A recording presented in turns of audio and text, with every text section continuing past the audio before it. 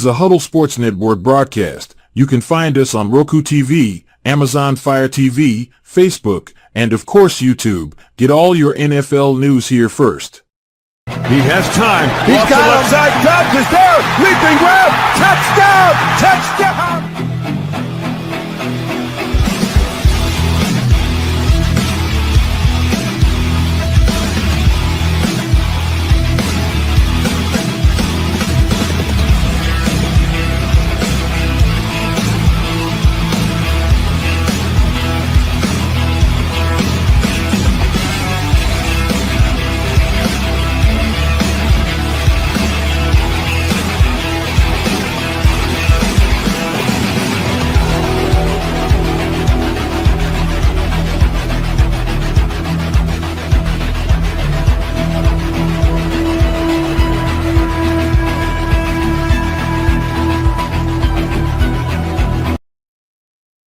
Perfection. Expect nothing else.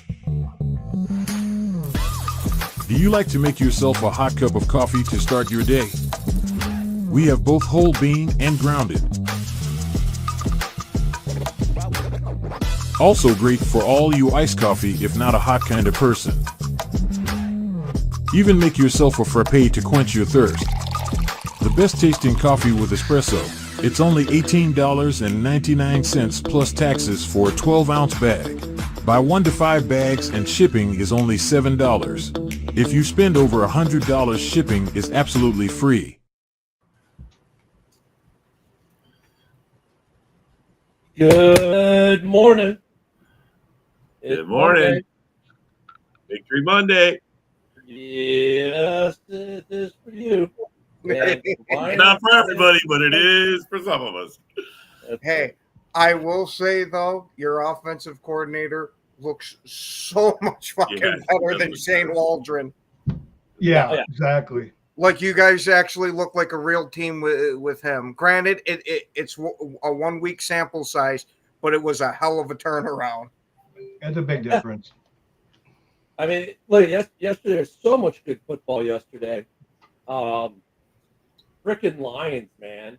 Jesus, they put on a clinic yesterday. There was just that was insane. Good morning, Wayne. Good morning, Fred. Well, one thing about the Lions, you notice they can only do it against weak teams. And then they pad stats, just, tell you the truth, all their coach is doing is going to get one of their starters injured. That's all they're going to do. You know what I mean? So, yeah, Lions look pretty freaking good. We didn't even, hey, good morning, Joe. We didn't even have to, I mean, shoot. You didn't have to watch that game. That was the beauty of it. You didn't have to watch it. They did what they said they were going to do, or we thought they would do, just a lot more. But my question with that is, though, with the Lions, like, okay, it's great. They put up 52 points. At some point, I didn't watch the game. I don't think any of us did, but it looks like they played their stars the whole game. Dude, like, go ahead and Hooker in the fourth quarter and stop showing your playbook to the world, right? At some point. Well, to me, that just screams that they want attention. They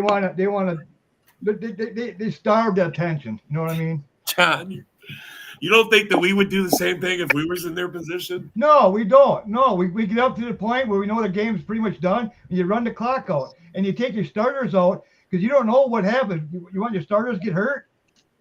There's a bigger picture down the road, the playoffs. You need your starters in the playoffs. Look what happened to one of their linebackers already. You know what I mean? I get it. When your game is controlled, when you know it's done, it's either they don't trust their defense or they just want to pad stats just for the fucking hell of it. Oh, so JB is like Hendon Hooker did for and they can only do it against weak fucking teams. You know what I mean? It's like they got pound their chest because they can beat a weak fucking team. What is Mike talking about? Who touched the long snapper? What are you talking about? There is an angle that shows the guy's hands right by there. So it could have been that he touched him. From the angle, it's hard to tell 100%.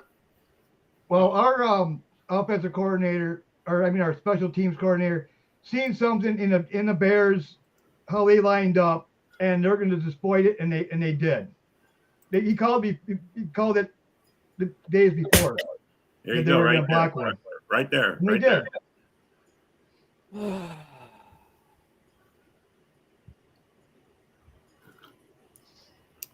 Yeah, so it says he saw So, something. yeah. I don't know. they I don't seen know. something. Yeah. What I I don't see is Bears actually got out coached again. All right, fucking great, Dorn. So look, it was a good Whoa, game. man. I mean, Calm down, dude. No, there's other things going on, Rob. It's okay. Look, I was going to wait for the Bears-Packers game a little bit and talk about some of the other games first, but as usual, it's whatever. Thank you, Phil. Bro, chill it- out, it- man. it- You're freaking out, man. You're upset over the loss, Rob, bro. Just chill out. I'm You're letting talking your here, personal Rob. feelings get interfered, Stop for a bro. minute. You're- I was in the middle of a take. Thank you. It was. So a good were we game. already. Oh my fucking lord! Fucking hey, man. Here we go. This is what happens when you're a Bears fan. You got 3 Packer fans on your birthday. Oh, cry. All right.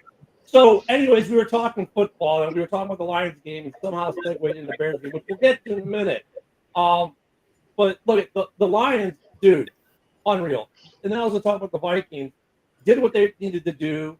I know Rob Haskell is very, very happy this morning. They got the good win there. Vikings defense is looking pretty good. Yeah, their defense is probably what wins them the game actually, because there was a comeback there attempted by Tennessee. Look at Tennessee's they're a sneaky good bad team, right? They've got a good defense. They've got a quarterback issue for sure. And it was like, okay, this could be a game. And then the defense shuts it down. And dude, they've got a defense still in Minnesota. I don't care how good or bad Darnold seems to be, because he's a little inconsistent right now. He's not how he was at the beginning of the year. And the Vikings come away with a much needed W to keep pace in this crazy ass division, which we all knew would be crazy in the NFC North. I'm sure we'll get some good pictures from Haskell. He had a good time, talked a lot of good. I've been to what do they call that stadium now? It was a Delphi when I went there. When I saw the Bears play there a couple years back. Yeah, the fan base in Nashville is great. They're very accommodating. Nashville's used to that. I saw the Blackhawks play there. The same thing. They're very accommodating. As soon as the game's over, everyone pours out in the second half. All the bars are in Nashville, and everyone has a good time together and parties. And Nashville is a great place to. Oh no shit! Cause I've never heard that about the stadium before. Honestly, I've never heard good or bad about it.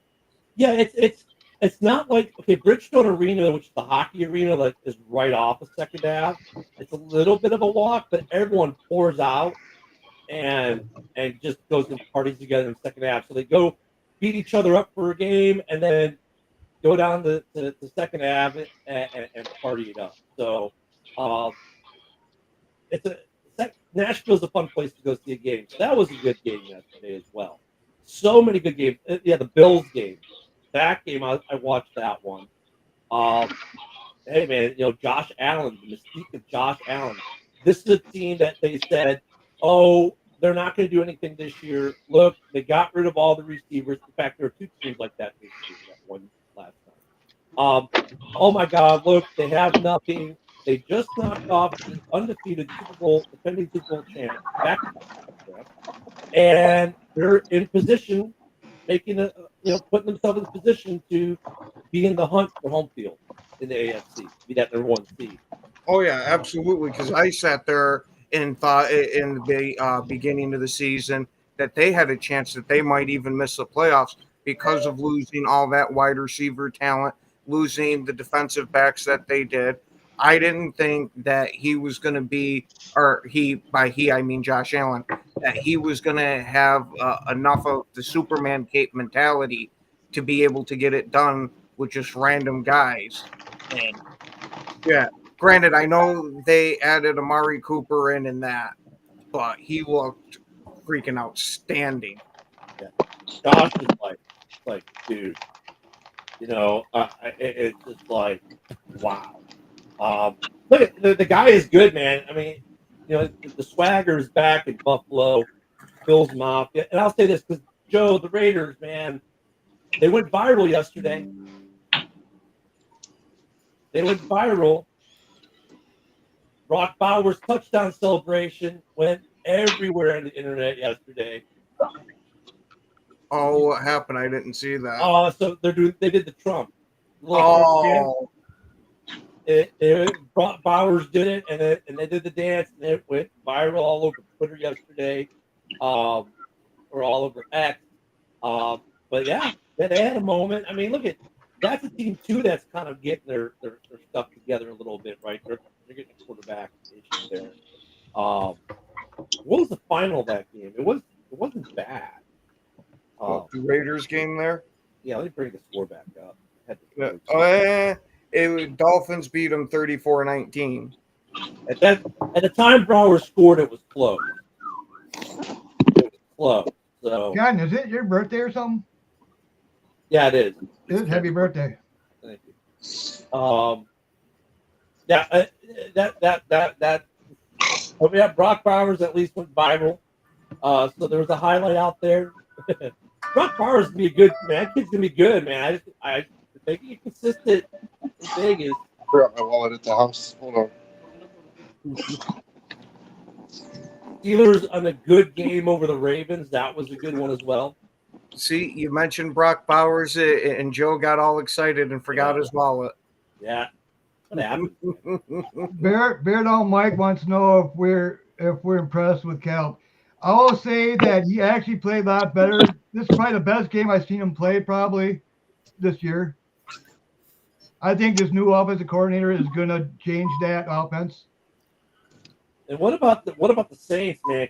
Completely destroying the Browns. 2-0 with their new head coach. Oh yeah, I didn't expect that whatsoever. I honestly thought that because of it being the Winston revenge game, that he'd have a little bit more edge to him, and that would have willed the Browns to win, but not so much. I think it's a car effect, man. You very well could be right there. I really think. Thank you, Luca. I really think that Carr is running that offense. I swear he's. Go ahead. No, go ahead, Tim. Go ahead. I was gonna say, if he's the one that's actually calling this offense, he's doing one hell of a job, and I think they should let him call his own plays from now on, even if they get a new offensive coordinator next year. He's shown he's more than capable of doing it. I mean, honestly, I think he does now. I think that's. I mean, people forget when John Gruden had to leave the Raiders, like he took that team over for all intents and purposes, and he made them a competitive team. Carr is a smart dude. Like, say what you will, the dude's a smart dude. His brother's a smart dude as a commentator for the most part, but Carr, man, that dude, he runs that team. But that was again, and of course, though, the Giants couldn't go a week on a bye and not make themselves the center of attention in the NFL. Yes, the Danny Dimes experience in New York appears to be over. Hello, Danny DeVito. Named the Week 12 starter. Yep, my cousin's going in to start. But no, I definitely think that that's a good move for him, for the whole fact of, at least from last year, it looked like as soon as DeVito would be in the game, he'd be giving them a bit of an extra spark, and they seem to like playing with him. So, hey, you already might not win the rest of your freaking games. You might as well put him in and see what happens.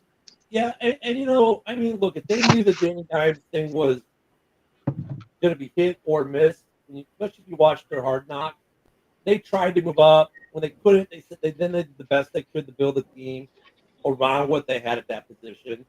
They're hunting the offseason. Now, look, there's probably some free agents, right? Aaron Rodgers might be available. We'll see what they do in Pittsburgh, because I don't know if they're going to be able to re-sign both. And then there's the draft. See what they end up in the draft schedule. So there's going to be options in New York. probably for next year. Danny DeVito probably won't be, or DeVito will not be. I did say Danny DeVito. DeVito will not be the starter. Yeah, it's his birthday yesterday. Danny DeVito, 87 years old. The guy doesn't look it. Yeah, I just oof. So Dom's at work. Unfortunately, so yeah, that dude. Believe me, I saw Dom last night, and he was just so thrilled about the Falcons' performance. I mean, let me tell you, I haven't heard him trash that team that bad since the Super Bowl loss. They did not look good. Mike, They you don't played have the that kind of Minnesota power, Vikings, buddy. You don't have that kind of power. And then look at the AFC West. The Broncos are looking really good. Obviously, the Chiefs lose yesterday. And by the way, another team that wasn't supposed to be able to do anything. Well, okay, they beat Cincy, but Cincy's probably the best worst team in the history of the NFL. The Chargers win again last night. And Chargers actually looking pretty good. That was an exciting game too. Yeah. Came down to the last play of the game pretty much as well. I mean, dude, Chargers are looking good. And Khalil Mack didn't even play yesterday. He was out yesterday with injury. Chargers were looking good overall.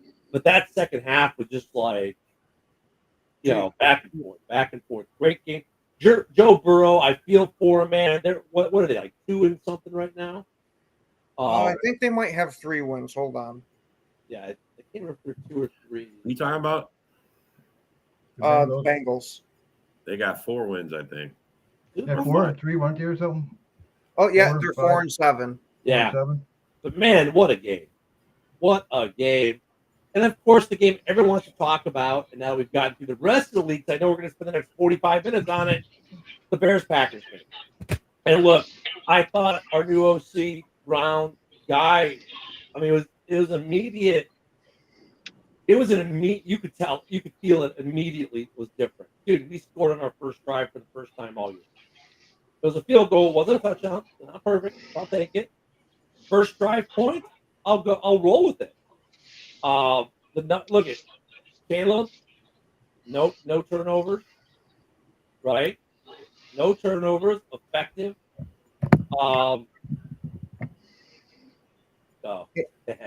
And Fred, it's not Amish Mafia. Tommy and I share the same freaking blood. Yeah, that's just Mafia. There you go. I mean, dude, I think there were like 3 punts in the game yesterday. Bears Packers, 2 for the Packers, 1 for the Bears. I believe was when I had the stats up last night after the game. What I was surprised with was how quickly that game went by. To go off of the point you had there of only having 3 punts between us. It was a fucking NFC rivalry fucking game. It was, it was a damn good game. Mm-hmm. Pretty clean game overall. Let me pull up some of these stats from yesterday that I posted. Okay, there we go. Okay, so this is the Thomas Brown offense yesterday. 391 total yards, 23 first downs, 9 third down conversions, 56% conversion percentage. The Packers third down conversion percentage, 20%. 100% on fourth down conversions. The Packers fourth down conversion percentage, 0%. They were 3 and 3 on fourth down for the Bears under him. Caleb did take 3 sacks, 2 of them coming in the final drive. 0 turnovers again for this Bears offense. Caleb was 23 of 31 for 212 yards. I know Jordan's wasn't. It was right there. They were like, I think Jordan had a little bit better on passing yards, and the Bears did have 179 yards of total rushing, which beat the Pack. We outrun the stats overall were pretty damn close. So everything I read for the Bears, the Packers were pretty damn close, either just above or just below. The game clock management. first half, the way Eberflus closed out the first half to ensure the Packers didn't get the ball back, and because we knew we were getting the ball for the kickoff, he ran that clock perfectly. The final drive to pull a double sack on you, right? Negative play. Then to convert. That's what I was about to say. That throw that Caleb made there to who was it? Adunze? Yeah, that was a Dunze, and then the next play was Keenan Freaking Allen. watch his shit. I will give that to him. There ain't no taking away from being able to get that done after being sacked twice in a row after only being touched once before that game. A lot of quarterbacks you would see would kind of go into a shell a bit. And not only that, but he made Ignay Bari miss on one of the freaking sacks. He got away. And then the throw to Keenan was another good throw. Were there still some passes? Sure, they're human. There's always some passes. Love had some passes. I'm sure he wished back like the that interception. Oh my god. That was freaking airmailed. Well, when I see about Love, it seems like he tries to throw it in too hard and he overthrows them. You know, he doesn't. He's got to get that touch, earn that touch. You know, he wants to. On the same token, though, the two biggest plays of the game that Love had, Jalen Johnson slips and falls, and Watson just still had to make a great catch, right? And he did. But basically, Jalen fell. He was on the ground when that ball got caught. He slipped and fell. And that was that set up the go-ahead touchdown in the fourth, right? That huge play. And then there was another huge catch. The other big one was a 40-yarder.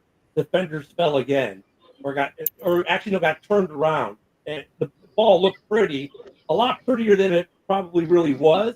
I mean, so I say that he's the luckiest MFer alive, but in the same token, he's good enough to take advantage of that, right? A lot of quarterbacks wouldn't have been able to take advantage of it. So it's a lot of luck. There was some luck there, but he was able to Watson made a beautiful catch. Jalen Johnson fell, and Watson still had to make Watson actually broke Johnson's ankles. And then plays. And then he didn't break ankles because they were both slipping. The only difference is AJ went to the ground. Watson was able to keep his feet and then dive and extend to make that catch. And then very acutely and smartly realized, no one touched me. Let me get up and run for another, 20 yards or so. That was a great play on his part. They both happened to slip. I don't know. Look at the field. We all know the field, the Soldier Field sucks. He's my catch trying to the house. But great play by him. Go Pack, go Big Rock. Love, man. He's able to take advantage. When the defense stumbles. Bears defense stumbled twice, and he caught them both times. And both times led to good things. And he had his interception. I thought the Bears did pretty decent on the run game, to be honest with you. Which, ironic, both teams scored no passing touchdowns. All touchdowns were rushing. Oh, that's not true. Jordan Love, the first touchdown was a passing touchdown. After that, though, it was an all-running affair. Bears got both their touchdowns on the ground. After the first touchdown, it was all on the ground for Green Bay. I thought they did a pretty good job on Josh Jacobs, to be honest. It wasn't great, but he didn't run wild. Compared to what Jacobs could have done to you. Thank you, Big Rock. And I like what the Bears did on the running game, mixing it up between Swift and Roschon. Yeah, but Swift didn't really do nothing against us. It's more or less got a nice long touchdown on you. Gale more damage more than anything. Well, I think Roschon does a lot of damage, but then DeAndre got the kill shot on the touchdown. That was a nice touchdown run he had. But what about that block by Braxton Jones? I think that's what grabbed people more than the Swift run was that Braxton Jones just ran through it. That I'll give it to him. Unfortunately, that was a very violent block, and it's what I love to see my offensive linemen doing. Yeah. Just don't like to see it done to my team. Coming out that defense did not look good at all. Coming out the bye, I think it's just, man. The second half, they played a little better, but They need to clean a lot of things up, man. The 11th and 12th ranked defenses played each other yesterday. Both of them looked pretty good. Did both have moments that they wish they could have back? Oh, for sure. The Packers can't fucking rush with 4. They suck at that, man. They got to figure something else out, man. We cannot rush. We cannot keep doing the same shit. Hold on. I want to bring up a great stat that's oddly funny and very sad at the same time. Gary has now his 3.5 sack of the season, but this is his very first sack of the year that he beat an offensive lineman to do it. The other 2 sacks where he was completely unblocked. Gary might finally be getting that. We're going to hope. Well, the first sack we gave up was like, yeah, you didn't even see it coming. I mean, they go to run the play option and whoops. And the Bears only got the 1 sack. Really, the Bears needed to put more pressure. They didn't get enough. Neither team got a lot of pressure. Yep. And look, that says a lot again about Brown. Remember, I was talking about it last week. Change the play calling, right? They simplified the offense a little bit. They changed the play calling. And, man, I'll tell you what, that Bears offensive line, for the most part, looked really good against Green Bay. Yesterday. What I've seen is they got the ball out a lot faster in Caleb's hands. Yeah, that was Real fast. This guy did what the other fucking idiot should have did is you're having problems getting the ball. He got it out faster. That's how you help your quarterback. You got to do things to help your quarterback when your O-line is weak.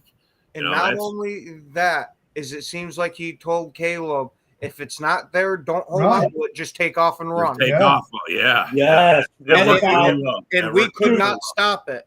About the one play? I mean, there were some designed runs, which remember I said, look, they should do design runs, and it's a design run. But the one that sticks out is when you remember it wasn't a designed run. He took the ball, looked up, scanned real quick, and shot through the middle. I think that was in the 3rd quarter. And he took it for like 10, 15 yards, something like that. It was a big game. But he just here he is. He looked at the field real quick, and boom, he shot down the middle. Thank you for coming here to take your lumps, Dirty Dom. Oh, anytime. I had to take a little break, so it hurt yesterday, but we good. Why don't you give us a little bit of your breakdown of the game there, buddy? Well, you already know, Ken. Yeah. Oh, I know. I just want you to tell everybody else what you told me. Man. No. Fucking our defense, and we had guys out and everything, and stop that. That's an excuse. Yeah, no. I realize that. That's why I don't want to say it. You son of a gun, Ken. Just say we suck. We suck. Just say it. I told Ken yesterday we sucked. I was watching the game. He came over and I was like, yeah, I'm done. Fuck this. This is embarrassing. I was surprised how much Atlanta sucked. I do want to point something out, and since JB's here, I got to ask, because the Packers did it yesterday. I think LaFleur went and Danny gambled us and took that fucking risk in the going for it, and I think when you are desperate, you go for shit. When you're playing good, how many times has Dan Gamble gone for it this year? I'm going to say yesterday he went for it 3 times and got it all 3 times. We never punted. I mean, but Rob, I mean, look at the Packers went 4-on-4. It was desperation, man. Look at give credit, but in that situation, I agreed with LaFleur. It's goal to goal, and what was like a yard and a half or something, and give credit to the Bears. Non-run stop. No, I'm sorry. I don't agree with LaFleur because you guys are the best red zone defense. All game long, they stifled us. We should have took the 3 in a close game like that. You take the fucking points. We should have took 3. And then we're not even talking about that field goal miss at the end. You guys are going to have to score a touchdown. That's one of those things. That's one of those things, though, too. Though, like if LaFleur gets it, no one complains about the next day. I mean, look, I don't blame him for going. Give the Bears a little bit of credit there on the goal line stand. That was great to see in Chicago. Because look, if you look at the Bears, we've got it's a sneaky stat about the Bears how good the red zone defense is. Bend don't break has been kind of the motto the last, since Brisker went on especially. I don't blame LaFleur for going for it. It was a gutsy call, but dude, you're playing Chicago in the division game of the year, right? I don't blame him for going for it. I mean, look at the Bears went for it 3 times. And when the first time they went for it, Caleb was yelling, let's go, I want to do this. And I'll give Brown and Flus some credit. They said, all right, kid, ball's in your hand. Let's see what you can do. And they converted. But I think the fourth down, going for a fourth down is definitely a very, it's not the rarity or the oh my God moment like it used to be, I guess is what I'm trying to say, because it used to be that.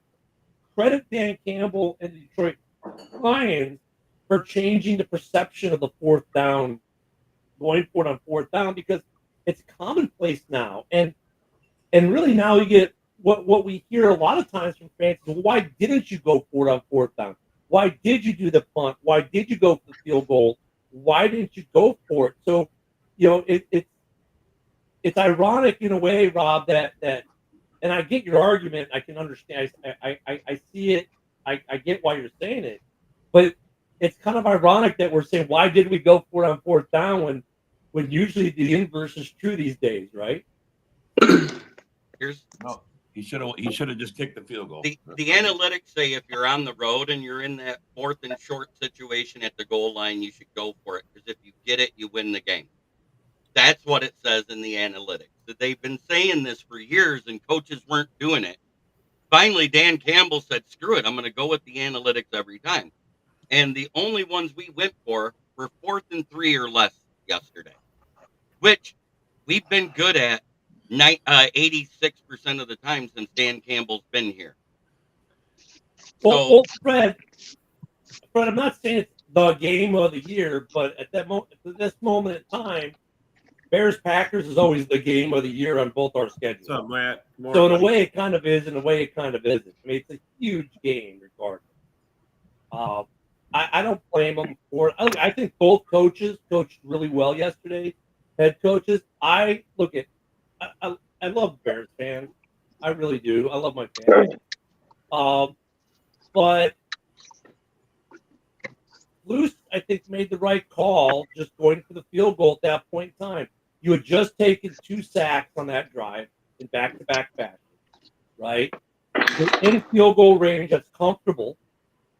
If you run another play, you could get sacked out of field goal range. Now, we haven't turned the ball over, but you could turn the ball over. I think the analytics told you kick the field goal, take the win, and go home. And what Bears fans didn't realize after the game yesterday, sometimes the other team makes a play. That's football. Kudos to the Packers blocking the field goal. You guys won it the same way the Chiefs did in Denver last week. Good job, because that's what you have to do. Those plays at the end of the game that shut somebody down on a scoring play, because a field goal is a scoring play, especially in a 1-point game. That's win or go home. Yeah, it was. That's all it is. And look, I mean, now that, all was their leverage, Kitty touch the center, who cares? Even let's say it was illegal. Let's say he did something illegal. All right, what's the NFL going to do now that the game is over? Oh, oops, our bad. I mean, it doesn't matter. That there was no flag on the play. At the time, on the field, they said it's not a reviewable play either. So they made a play, and Luce after the game, they said, well, ask him about it. They said, well, look, Cairo was happy with the way the snap, the hold, and the operation worked, and they made a play. Isn't it wrong? I'm not hyping up the Bears, because at the same time, while there was a lot of great coaching moments for the Bears, there was a lot of bad coaching moments for the Bears. There was a lot of bad plays on the field for both teams. Neither team showed to the potential that they're able of getting. Both teams have a ton of potential, and neither one is performing to it, is why that game was so close. Well, there's a funny thing about the game. It's played by these things called humans. And humans do make errors and do make mistakes. I understand. That's not what I'm saying. Neither team played to their potential is what I'm saying. It was a great game nonetheless. It came down to 1 point separating. To say it's not a great game is to be delusional.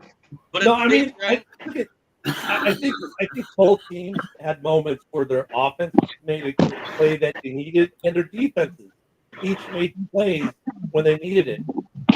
Fans of both sides. Look, we always go back. Hindsight's 2020.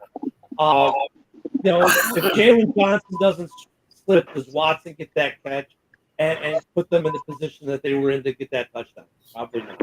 If if Love doesn't sail that ball over Tucker Kraft's head, do the Bears get the momentum at all? Because that right there is what helped flip the freaking script of it. So, look at this. It was a great game overall for the Bears. I love the OC change. I love the way he called the game. There were some drops, right? And Packers had some drops too. Even have dropped. The running games were working for both teams, and at certain times of the game, there was a good ebb and flow to the game. And for the Bears, man, it's like, dude, this is twice this year we've lost a completely heartbreaking, oh my God, fashion. It was the final freaking second of the game too, which I know it's heartbreaking, but where you guys are in your development, it's got to give you a little bit of hope too that, hey, we didn't get completely freaking blown out, or we didn't even lose handedly. We almost had that shit for the last couple of seconds. I mean, really, our worst two games of the season were weeks 9 and 10. The rest of the year has been pretty good overall. And even Tom Brady's like, look, this is a team that could probably have 2 or 3 more wins if luck went their way. Instead of luck going against them, if luck went their way, it's a completely different story in Chicago. I mean, yeah, we should be 9-1 too, but this team is not. It's having its growing pains. It's having its moments. We get the Vikings next week, so it's another war week. We're in war week every week now almost. I think the Minnesota game is going to be a really good game and another good test of the new OC, who is auditioning to keep the job. And if yesterday's indicator, he may keep the job. Yeah, I was going to say, if he can keep up the performance from yesterday, shit. I want to give your OC a little credit. I did see something that I like, and Caleb Williams is able to do something Bryce Young can't. He can complete passes over the middle less than 5 yards because he can see over the O-line. That might have been the biggest reason why he failed as the passing game coordinator with the Panthers. Maybe. I mean, there's something to be said about that. But there's always something to say about the personnel. It's like Mike Martz. Like, I don't think anyone here would ever say Mike Martz was a bad OC, right? Horrible. Greatest show on turf. That's Mike Martz, right? He was a good OC, but when he came to Chicago, he didn't have the same personnel he had in St. Louis, and it didn't work. I think part of an OC is having the personnel to execute your offense. That's part of it. Part of his play calling. I think with Brown, the short stint he had with the Panthers, I think that's part of it. He didn't have the personnel, and now he's got the personnel. And look at the offensive line was the best. It's the closest it's been to the starting what we wanted to be the starters. The only difference was at left guard, right? I'm brain fart. What's his name? He was out yesterday, but the guy we had replacing him was playing great at right guard. So I mean, the offensive line looked really good yesterday for the Bears overall. Yeah, I saw a lot. The Packers defensive line made them look better than they are. Because fucking pass rushes suck. Yeah, our D line's trash. I'm just gonna go ahead and say it. But at the same time, both D lines had a problem getting to the quarterback yesterday. Yeah. But no, Packers has had this issue. Packers have had this issue all year though. The D line is just not that good. It wasn't a Packer issue to like where the Packers just weren't good. It was the game was schemed better. It was called better. They kept mentioning it throughout the entire broadcast. They were Caleb was moving the ball so quickly. It took the Packers off, D line out of the equation for the most part. Well, a lot of the plays that opened things up was Caleb running out of the pocket and becoming Justin Fields all game. You know what I mean? Just running his ass off and getting first downs and, you know what I mean, making plays with his feet other than his arm. You know what I mean? And really, for the most part, Isaac, the run plays for him were designed. The one up the middle. The one up the middle was just great awareness. We've always had an issue with mobile quarterbacks. You know what I mean? That's just how it is. It doesn't matter what defensive change we make because we don't have basically the defensive line to stop it. And we don't have – I mean, sometimes our LBs are out of position, you know, so – The one I like that did the best, you guys rushed 4. And when you rushed 4, you guys had real tight coverage on the receivers. Caleb looked up. He scanned all his options pretty damn quick and immediately took the ball and went right through the middle. Went straight down the gut. And that was 10-plus yards. That was a great decision on his part. The other runs were by design, which is great that Brown designed runs. That just shows you how bad our D-line is. When you allow like a quarterback to run straight down the middle, you know what I mean, with no pressure on him, not even no contact, that just shows how atrocious our D-line has been. Oh, yeah. The defensive line was not disciplined at all in trying to contain the run. You'd see our ends come crashing in towards the center, or for like you guys were saying about the runs up the middle, there'd be huge freaking gaps in the freaking line where the ends are now shooting super freaking wide. Well, but the thing with the middle, if you're rushing 4, there's always going to be a gap, and it's usually in the middle. We saw that happen in the other games yesterday, where quarterbacks gash teams for big runs because they're rushing 4. There's nothing downfield because the coverage is doing what it's supposed to do, but then you let the quarterback take off at 10 or 15 yards to the middle. And look at the Packers are no different than what the Chargers were yesterday, or the Bills, or Kansas City when they rushed 4. Those opportunities present themselves in the quarterback. More time yesterday, it's at least in the league 4 times and not take advantage of it. But like to your point, Ken, though, like the one Caleb run was a fake handoff, I believe, to Roschon, and the Packers bit hard on it. We bit hard every single time you guys ran that read option. You would think after the first couple of times of Caleb doing it to us, it would have been okay. It doesn't matter if you think it's a run. Stay on freaking Caleb. Almost like when we did we're going to do the read option, and I don't know which player it was of yours, but stood outside and did not let Jordan Love take the handoff, so he had to hand it to Jacobs. That's what I would have liked to do, and we didn't even try it. I think, though, in defense of the Packers' defense, though, yesterday, how much have the Bears run the RPO this season? Very good point. That we haven't really seen it much from them.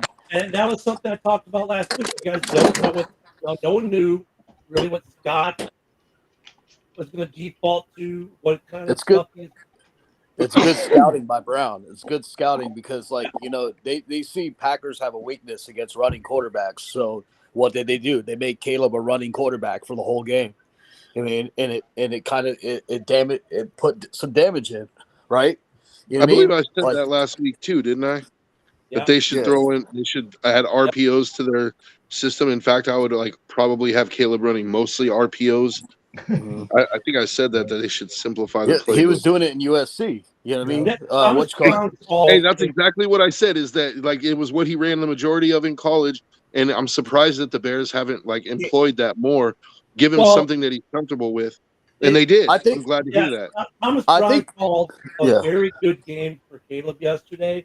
I think. I mean, you could feel the difference in that first drive that this was going to be a different game. Because all season Swift broke off that nice long touchdown too. All season it's been 3 and out on the first drive, and they actually got points.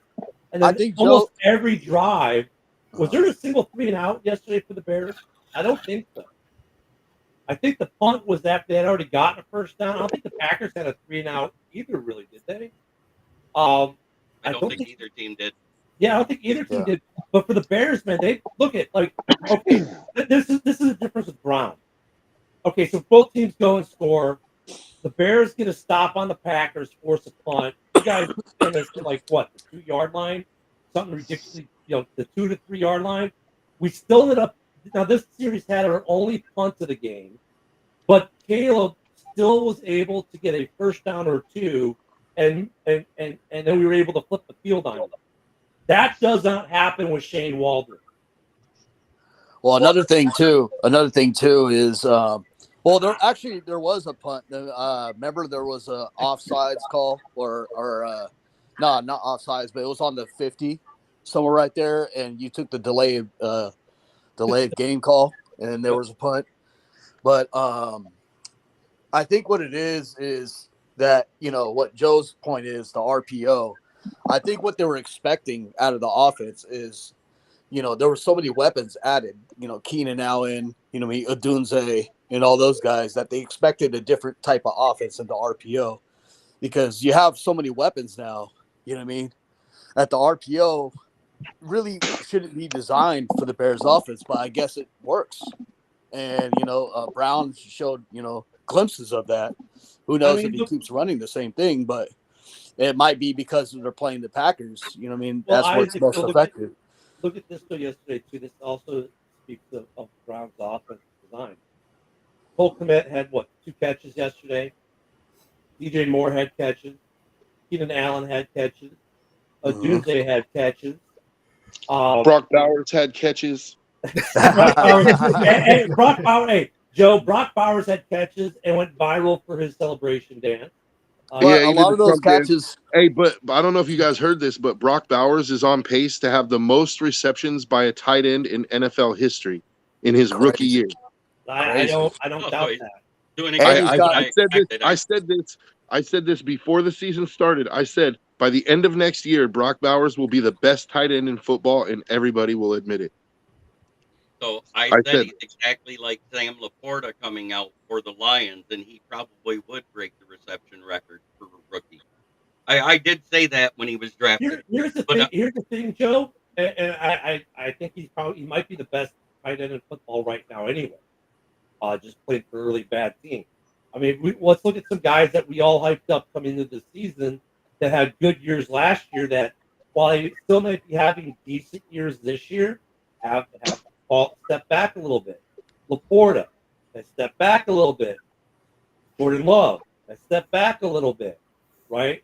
There are players on all our teams who had good rookie performances that step back. So the question for Brock Bowers is going to be this coming into next season: does he maintain, or how big is that sophomore slide going to be? Because if he breaks the record for most tight end receptions, I don't think there's any way you can match that. He's gonna obviously have a sophomore slide, right? That record was just broke last year by Sam Laporta. That's what he's letting you know. Yeah, no, it's not just that. We're saying the same thing. That wasn't what I was letting him know, JB. The point was Laporta. I didn't realize that Laporta had the record. That's great. But the point was Laporta had this big year. I understand. I know exactly where you're going, Ken. You said it already. You said Brock Bowers have the sophomore slide. That was your question. I expect that he will. I expect that. Could be enough like Tanyan. Those touchdowns one year and look like crap. I don't think that'll. I don't think that's going to take him out of his game, though. We all kind of talked about it this year with Laporta, with how good he was last year. Ken and I, especially, we both said I kind of expect him to have a slump. It doesn't mean he's a bad player. It's just it's hard to maintain that level of greatness for year after year after year. Not every season is going to be an all-pro season, Unless you're Kelsey. It's been different injuries. Kelsey's not having a good year though either. Did you know Kelsey didn't get all pro till his 5th season though? I bet Brock Bowers makes all pro before his 5th season. And Kelsey probably does. Kelsey's not having a good year in Kansas City either right now. Oh yeah. His career is diminishing. He's getting old. But look at his level of consistency. Look at his level of consistency though. There's no tight end that's in the league that has the level of consistency that Kelsey had. Yeah. You know what I mean? Right. I don't know how he gets wide open like that. And everybody's saying, "Oh, it was Mahomes." No, he's been doing this since Alex Smith. You know what I mean? Right. So, But Tony, I don't know. Tony Gonzalez was pretty freaking good too, man. Oh yeah, TG I think is the best tight end ever, and that's in my opinion. You know what I mean? Fred says he expects Browers to have a sophomore slide because they'll give it more attention, just like Laporta. And Fred, you're dead on. That's the thing. It's not the from rookie year to second year, teams make adjustments, right? And with the Raiders case, if he's still going to be the only weapon, then yeah, he's definitely going to get a lot more. They're going to change. They're going to design defenses to stop Brock Bowers if they don't get some receiving help. Yeah, some running help in Vegas. It's quarterback help. Tight end is the quarterback's best friend. They are. That's what it is. It's a quarterback's best friend. Yep. And so if we get a quarterback next year, woo, Brock Bowers is going to be perennial All-Pro, dude. Yeah, I heard Rodgers is coming over to. Joe gonna get his indoor tattoo. But if the Raiders don't fix that O-line, that quarterback will struggle too. Yeah, but the Raiders have $100 million in cap space for next year. As of right now, I fully expect them to make some changes on the offensive line with partly with that money, but also in the draft. I think they'll use their second round pick to get a guard. This offseason, Joe's gonna be interesting because I think the Bears. And also, I just wanted to point out that General Antonio Patton kept the tank on track. So we are now like the fourth pick in the NFL draft. So here's the interesting thing about the upcoming. I can't believe we're already at that point of the year. We're already talking off season. The season just flies. Look at offensive linemen are going to be at a premium. The draft is full of them this year. Free agency, not so much. Quarterbacks, like every year, are an issue. However, there are some like Aaron Rodgers might be out there. Danny Dimes is obviously going to be out there. One of the guys in Pittsburgh may be out there. Don't know if they'll be able to keep Fields and Russ.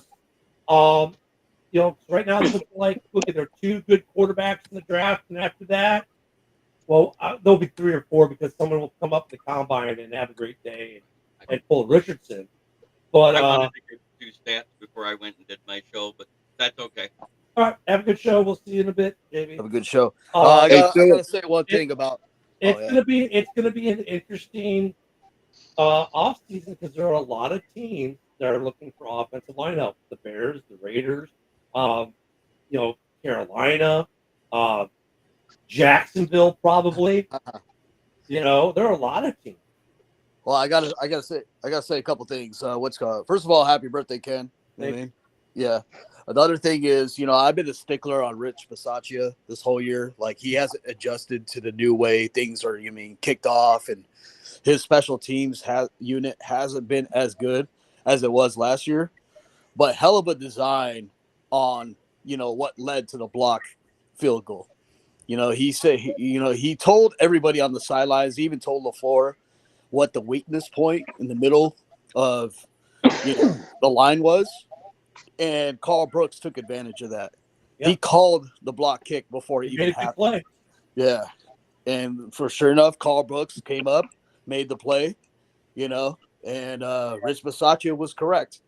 So hey, I just wanted to throw out there to Philip Kerrigan, Nate Davis is going to be washing cars next year, bro. Oh, yeah. Yeah, Nate with Leatherwood. Leatherwood are going to start a car wash. Isaac, the thing about that play, too, you want to talk about making a play by your tippy of your fingers. I mean, if that guy is a millimeter shorter, he might not get that ball. You want to talk about a game of inches? This was a game of millimeters yesterday. I mean, at first you couldn't even tell it was. You could tell it was blocked. Obviously, didn't get there, but I mean, they also showed a graphic too that. He barely got that ball. What's amazing is, and I think that's something that we don't necessarily as fans. We think of a block, we think of a big. We hear the thunk of a guy's hand, dude. That ball grazed his fingertips pretty much, and just enough to get it. How much that graze can change. But at the end of the day, ball the Bears are 0-11 against the Packers. Okay, whatever, John. Okay. That's a good show. And here comes John.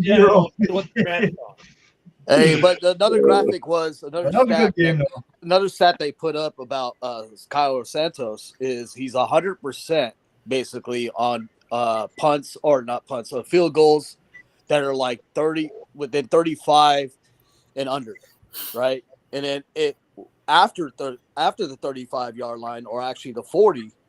and above, he's 70%. So it No, drops well, he's drastically. good between 40 and 50. His misses have been all 50 plus. Thank you, Rob. Hope you had a great time there in Nashville. Thank you, Becky. So I mean, it was that. Look, it was that. I love Cairo Santos. I think it's a tough one because if you're the Bears, do you move on from Cairo Santos? And look at. No. I know Woody's cursing me right now. I've had the thought throughout the season because now in the league, these kickers are making them for almost 60. And here we've got a kicker that after 47, 48, it becomes a little iffy. Mm-hmm. But Santos was mostly clutch for you guys. He is. Yeah. That's the hard part, Isaac. He is clutch. Yeah. Anything up to about 50, he's clutch. But this league, look at the week 2 game against the Texans. Why do the Bears lose? Because their kicker is able to put up 3 field goals from 53 plus. In the arms race, it's great that I've got a great 9mm, but I need a AR. You know what I mean? This is what you guys need to do. You guys need to just bring on a kicker to give them competition. That's it. I mean, part of the problem is finding the kicker that can do that you can comfortably replace Santos with. And I'm not advocating, not saying Santos lost the game or anything, because look, we were in his wheelhouse range. That whole play, everything about the decision to make the ticket there, everything, I'm fine with. My thing with the Bears and Santos is this. They're at, we have seen this year where they're at 54, 55, and now we're going to punt, whereas other teams in this league are making field goals. Man, why is this giving me Parky vibes? Oh, here it is. Yeah, that was, I mean, just by the fingertips. I mean, it's one of those things though. It's like, is it not playing? I really like Santos, but we need range, and I think every team's gonna do that. Whoever your kicker is, if they can't kick it 55, trust me, they're looking for the guy to replace you. Too bad there's no more Carlson brothers. Right? Yeah. Well, it's crazy how many and we got the best one. Come down to some crazy shit like this. I'll tell you what, though, all the shit you want to talk about the Cowboys, but they're kind of showing the league the way. They went and got a former MLS player, and that guy's been automatic from basically everything just below, from 58. Yeah, count it. This guy, they don't have a quarterback. They're going to go raid the MLS. They're going to go raid guys who were drafted in MLS and didn't make MLS rosters and say, hey, have you ever thought about kicking a football? Imagine a guy like Roberto Carlos as a field goal kicker. That guy can post the damn ball. I want to see Messi kicking field goals for the Miami Dolphins when he retires. He'd be the first kicker making $30 million a year. Yeah. You know what the other? Could you imagine Lionel Messi would fill NFL stadiums everywhere just because he's Lionel Messi? The other kickers they should go after is guys that play rugby. I mean, those guys' legs are huge as hell. They know how to kick a ball. Yeah, that's true. So great games yesterday. Who's tonight, real quick? We got about 30 seconds. Cowboys and Texans. Yeah. So the battle of Texas tonight. Speaking of big field goal kickers, we're going to see 2 guys with massive legs tonight. I wonder how many 50-plus yarders we're going to see tonight. Texans are going to kill the everyone. Cowboys. Enjoy the game. Hopefully, I'll survive the night, and I'll see you all here tomorrow. Thank you for the birthday wishes, guys. We'll see you all tomorrow. Enjoy the game tonight, and see you tomorrow. Peace out.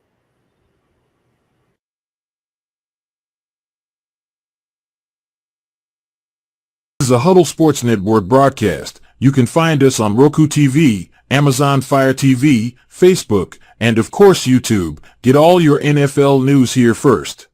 He has time. He's got him. Left side, Dobbs is there. Leaping grab. Touchdown. Touchdown.